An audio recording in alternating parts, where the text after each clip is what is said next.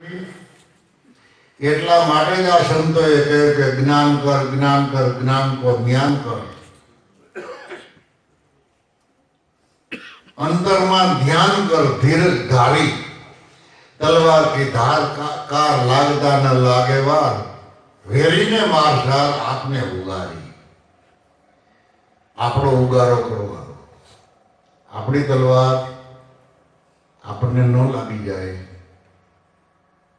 એનો ખાસ ધ્યાન રાખવું. તો ધ્યાન એનું જ્ઞાન. દિલથી એનું ધ્યાન કરવું ધીરજ ધારી. તો જેથી કરીને તમે ઉગરી જાઓ અને જે કામ ક્રોધ લોભ મોહ હું મારું મમતા ઈર્ષા અભિમાન એનો એ તલવારથી નાશ કરવાનો છે. પણ એ તલવાર આપણને ન લાગી જાય એમાં ધ્યાન રાખો. ઘણા ભાજી પકવાનું સુધારતા કોક અમુક વાતે ભણતા હોય ને ઓલા કલકા સુધારતા સુધારતા આંગળી ટેરનો કરી દે. ધ્યાન રાખીને સુધારો ને બરાબર ને. એમ આપણે ધ્યાની બનો. ધ્યાન વિનાનું જે જ્ઞાન છે એ કોક દી આપણને વેડે.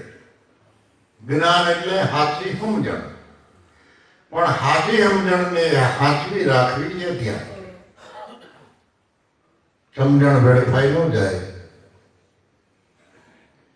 અને એ સમજણથી આપણે ક્યાંય દોડધામ ન થાય એટલે સમજણ ઉપર બ્રેક રાખવી. બ્રેક વિનાની ગાડી હોય દેશ તો શું થાય આપણી દિશા. બરાબર ને. એટલે ધ્યાન રાખ.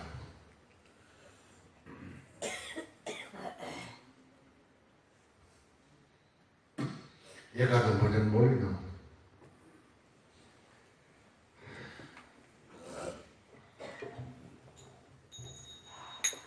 આજ ત્રિકમ સાહેબ આપણી સભામાં આવી અને આપણને ખૂબ આનંદ કરાવ્યો. એ શબ્દ સ્વરૂપે દરેક સંતો આપણા ભેરા છે. તો એના એ ત્રિકમ સાહેબ એની વાણીમાં શું કહે છે?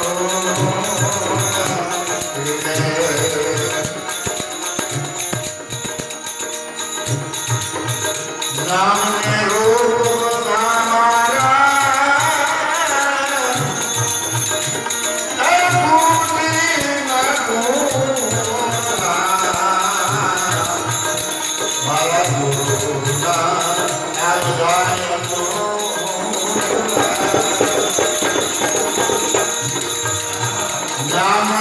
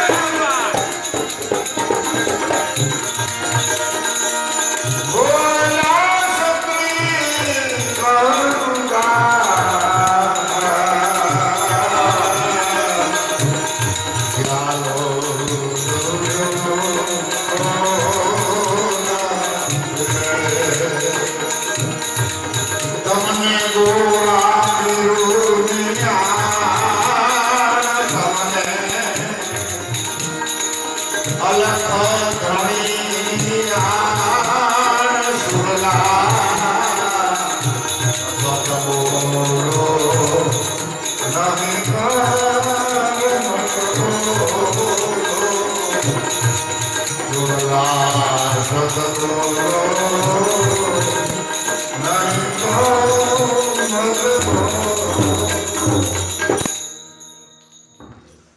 ત્રિકમ સાહેબ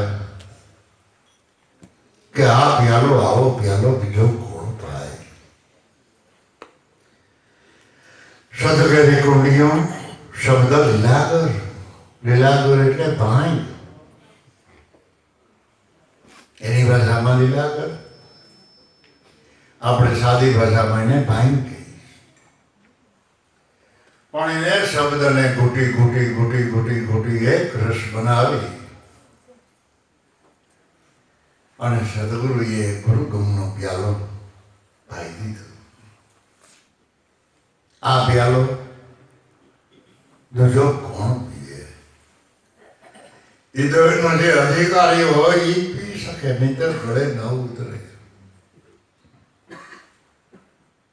જો મોઢેથી પવાય એવો હોય તો પાઈ દે જ્યુસ બનાવી. પણ એમ નથી બાબા. શ્રવણેથી સંચરો. આ પ્યાલો અહીંથી પીવાનો છે. શબ્દને હૃદયમાં ઉતારવાના છે. શ્રવણથી સંચરો, ઉતરો અને મારા હૃદયમાં ઠેરાણો. જ્યારે સત્શબ્દ હૃદયમાં ઠેરાણા પછી એનો ધ્યાને બન્યો ત્યારે શબ્દ ઓગળી અને રોમે રોમમાં રણુકાર જણુકાર હોઈ રહ્યા કર બિન વાજા વાગે. ધ્યાન ધરીને જોઈ લ્યો સૂનમાં એની ધૂન તમારા ગગન મંડળમાં ગાજે. રોમે રોમમાં એનો પ્રકાશ, રોમે રોમમાં એની ઝાલર મને ભાગવા. આવી મહાપુરુષોની પુરાવાવાળી વાણી છે. અઠે અઠે હનુમાને અને સાંભળેલી નથી. મારે રોમે રોમમાં હોવો રણોકાર આ પ્યાલો દુજો. એમ જેમ જેમ જેમ જેમ એનો અનુભવ કરતા ગયા તો સળતે પ્યાલે મારા ગુરુજી દર્શન. ઘટો ઘટમાં આપણે આપણા ગુરુના દર્શન કરવાના છે. આપણે પરમાત્માના આત્માના દર્શન કરવાના છે. ગજગંગામાં જ્યારે જ્યારે જાઓ, જ્યારે જ્યારે મળો, જ્યારે જ્યારે બેહો ત્યારે કોઈ ઘાટ આકાર કે દેહના દર્શન ન કરતા, જાત વર્ણના દર્શન ન કરતા, ગજગંગામાં તો ભાવ અને પ્રેમ અને શબ્દ સ્વરૂપના દર્શન કરતો, જેથી કરીને તમારી દ્રષ્ટિ એવી કેળવાઈ જાય કે તમારા નેણ નિર્મળ બની જાય. એટલે સંતોને ઓળખવાનો એ ઠેકાણો જેના નેણ અને વેણ સાબિત હોય એ સંતોના લક્ષ્ય છે. એ એના પુરાવા છે. સળતે પ્યાલે મારા ગુરુજી એમાં બધેમાં દર્શાણા. ઠેઠા જમીનથી માંડી અને ગગન મંડળ સુધી દર્શાણા જમીએ સમાન. આ પ્યાલો ગુજો કોણ? આ નામ અને આ રૂપ, આ ઘાટ અને આકાર, એ બધેની અંદર એ મારા ગુરુના ગુણ કામ કરી રહ્યા છે. એ ગુણ જ્યારે આપણામાં જાગે અને એ ગુણ રોમે રોમમાં જ્યારે પ્રકાશ કરે ત્યારે આપણને હાચી વાત સમજાય કે નિર્વાણી નિર્વાણી જ્યાં મુક્તિ ફરે છે પાણી, ઈ પદ નિર્વાણી નિર્વાણી ઈ ગુરુપદ છે. એ ગુરુનું સ્વરૂપ છે. અષ્ટ નવનિધિ કરે મજૂરી ઓર વિધાતા રાણી. ચંદ્ર સુરત તો ભયા સંગાથી સુરતી સહેજ સમાણી. ઈ પદ નિર્વાણી નિર્વાણી. ગુણ જાગ્યા પછી આપણને નિર્વાણી પદની ખબર પડે, ખ્યાલ આવે, ધ્યાન આવે. એટલે નામ અને રૂપ એ બધા મારા ગુરુના ગુણ. એમ બોલ્યા ત્રિકમદાસ. બોલો એમ બોલો તો ખરા છે બોલાય. પણ જેની દ્રષ્ટિ કેળવાઈ ગઈ, જેનું જીવન એમાં કેળવાઈ ગયું, જેના વિચારો કેળવાઈ ગયા, જેનું મન ઉગડી ગયું છે, એ બોલી એકની એક વસ્તુ, બાજરાનો લોટ, સપડીક મીઠું, કાથરોટ, પાણીનો લોટો, ચૂલો, તાવડી, અને એકની એક બાઈ રોટલો ઘડે તો તમે 2 બટકા વધુ ખાઓ. અને અમુક બાઈ જ્યાં રોટલા ઘડે ને તો અડધો ન ખૂટે, કારણ કે મારી બાઈને હોય એમાં કેટલા ઠેકાણે તો વેલ્ડિંગ કરેલા, અડધો કાસો અડધો ભાવ, કારણ કેળવણીની જ ખૂબી છે ને. જો કેળવાઈ જાય અને એક રસ બની જાય, પાણી અને લોટ એક રૂપ બની જાય, પછી રોટલો જો ખડાય તો મીઠું લાગે. તમે ખાઓ અને બીજાને ખવડાવો. શાળાની રાત બહુ મોટી છે એટલે ઘડીકમાં ટાઈમ જાય નહીં, પણ હવે થોડોક શરીરને થાક લાગી જાય એ હિસાબે તમે કોઈક 2 ભજનની રમઝટ બોલાવો તો અમને જો તમે રજા દો તો અમે ટાઈમસર પૂગી જાય અને તમે ઘણી વાર મોજ માણજો. બરાબર? કંઈ બહુ વાંધો નહીં ને? બરાબર? શું કામ કે ટાઈમસર ઘેરે પૂગી જાય. ન્યાય થોડાક બીમાર છે, તકલીફ છે, એટલે કદાચ નીંદર આવી હોય, ન આવી હોય, કાલે જાગવું પડે, કાલે 4 વાગ્યાનું જાગવું, એટલે હો ના કર્મ હવે ભોગવવાના છે. આ કોઈ બહુ જાહેર કરવા જેવી વાત નથી, પણ છતાંય આપણે ટાઈમસર કલાક વહેલા પૂરી જાય તો સારું. બાકી મેળા એને મળશે, વળી ક્યારેક મળશે, હું મારા નાથની મહેરબાની કૃપા થઈ જાય તો વળી આવવાના મેળા. રામ નામની થઈ છે લીલા, હવે તો નિત્ય ગુરુ મેળા, એટલે આવા નિત્ય ના મેળા. હવે તો આપણા મેળા સારું રહે. અને ગંગા સદીએ ના પાડી કે મેળાને મદદ કરવાની છે, અધૂરિયાના કામ, પણ ઈ મેળાવલા ને આ મેળાવલામાં ફેર, આમાં તો ખોવાઈ જવાનું છે, આમાં ડાપણ નથી કરવાનું. માટે દ્રઢ મન રાખી અને ગુરુચરણના ધ્યાની બની અને ભજન કરો અને હંપીને રહેજો. કોઈનો ખેદ ન કરતા કે હું હર અને મારો હક. હું તો ઘણાને એમ કહું, ઘણા એવો દાવો કરે કે અમારા શિષ્ય છે તો અમારી સેવા એમ કરવી જોઈએ ને, એટલે હું તમારા શિષ્ય લઈને કઈ ગુનો કર્યો તમારી પેટ ખાઈ ગયા.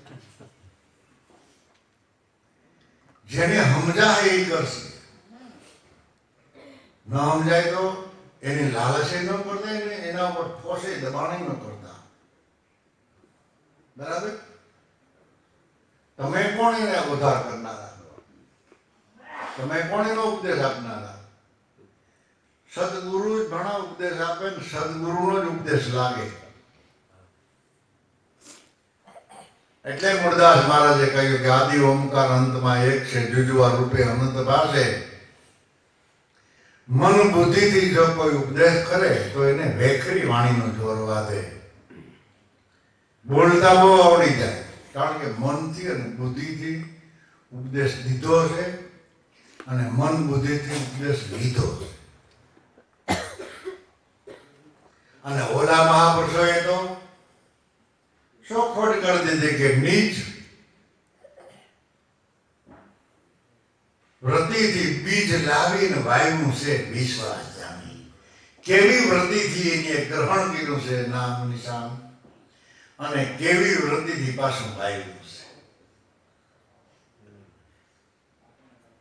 કરણીનો એને ક્યારો બતાવ્યો અને સદાય પાછો રેના પ્રેમ રસ, સદાય એના ઉપર પ્રેમનો વરસાદી વરહાવ્યા જ રાખે છે. એ આ સંતો પરમાર્થી છે બાપા, એ દયાળુ છે.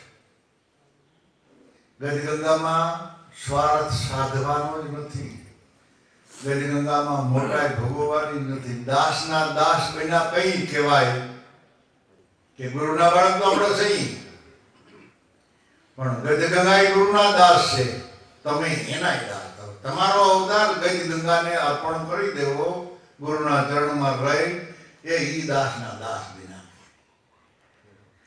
કે ગજગંગાને જો કાંઈ સમજાતું હોય, ભલું થતું હોય, એની જો ગતિ થતી હોય તો આ દેહની આહુતિ આપી દેવાની.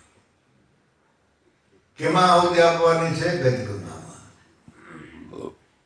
નહીં આ જગતમાં તો આહુતિ અપાઈ છે બધી. ધૂળ ભેરી ધૂળ થઈ જવાની છે ને, ક્યારે થઈ જવાની? એટલે ગજગંગામાં તો એક રસ રૂપે જો આપણે બની જાય તો સદગુરુ સાગર રૂપે છે. આપણા બધા ડોળ બેહાડી દઈએ. ગંગાજી, બ્રહ્મપુત્રા, નર્મદા નદીમાં જ્યારે ચોમાસાના પાણીના પૂર આવે ત્યારે કેટલો કચરો કેટલો ડોળ જાતો હોય, પણ દરિયાને કોઈ નદીએ દોરી નાખ્યો એવું સાંભળ્યું? ગમે એટલું ડોળ જાય ને તો બીજે ત્રીજી તમે જ્યાં જોવા જાવ તો દરિયો તાજો હોય. ડોળ ઈ બિહાડી દે. એમ આપણો પાંચ કર્મેન્દ્રિયો, પાંચ જ્ઞાનેન્દ્રિયો, મન, બુદ્ધિ, સિદ્ધ ને અહંકાર, અંતકરણ, અને આપણો જે વહીવટ છે એ વહીવટ, આપણો વ્યવહાર હાલતો હાલતો હાલતો હાલતો શબ્દરૂપી સાગરમાં મળી જાય એટલે આપણો ડોળ બેસી જાય. આપણાથી આપણો ડોળ નહીં જાય. માટે બસ બની જાઓ અને મોજ કરો. સદગુરુ સાથે જ છે. ક્યારે ઢીલું નહીં પડવાનું, ક્યારે મોડું નહીં પડવાનું, અને આપણે એકલા છીએ એવું કોઈ માનવાનું જ નહીં. એનો સહકાર 1000 હાથેથી આપણા ઉપર છે. એક હાથે નહીં પણ 1000 હાથેથી આપણા ઉપર એનો સહકાર, એની મહેરબાની, એની કૃપા છે. એટલે મોજ કરવી અને મોજ લૂંટવી અને મોજમાં બધાને રહેતા શીખવાડવું. બોલો સદગુરુ દેવની, ત્રંબક સાહેબની, ગરવી ગદગંગાની, ઉગમ ભોજની જય ગુરુદેવ બાપા.